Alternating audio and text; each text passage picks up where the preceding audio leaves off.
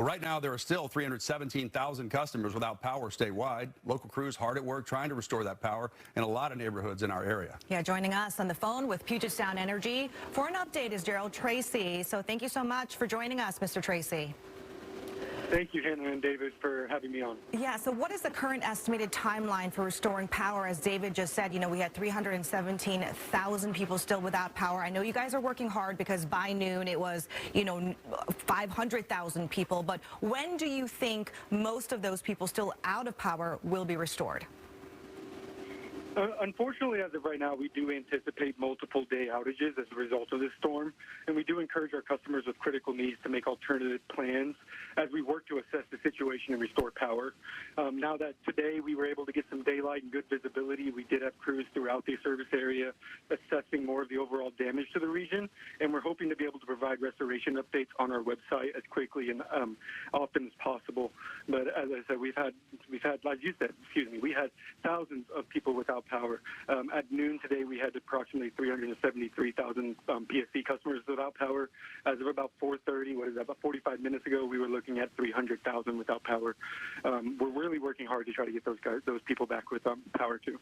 There's so much damage. When you're out assessing it, how do you decide which areas to focus on first when it's this widespread?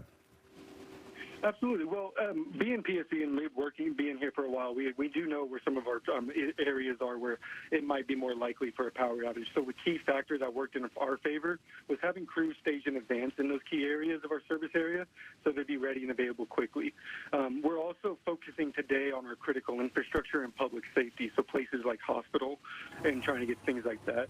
And then on top of that, we have helicopter patrols out flying today on our large transmission lines, and crews on the ground throughout the service area, again, doing damage assessment to control the extent of the damage. But today really was trying to focus on that critical infrastructure and public safety, such as hospitals or schools. If people are just desperate to know, Gerald, about when will I get power back? Because that's the #1 question people have right now. What is the best way to get that information for their specific neighborhood without hounding you guys? It really is downloading the MyPSC app or going to psc.com/outage map. We understand this can be very frustrating, especially when you're without power for long periods of times. But we are thankful to our customers for their patience as we work to repair critical needs first, and and we also thank them for their understanding because our crews are out there working in this weather, working in rural areas, going around blocked off roads, fallen trees everywhere. I was out there today myself, just in the east side of Bellevue in some Snoqualmie area, and I'm not a crew member, right? I'm not the one restoring power, but even just driving by in my own car was hard to get around. So these crews are working as hard as they can. There is no stopping these teams, and they're working to try to get this power on quickly. Gerald Tracy with PSC, thanks so much for talking to us, and thank you to all your crews who are out there in the cold trying to get the power back on for everyone.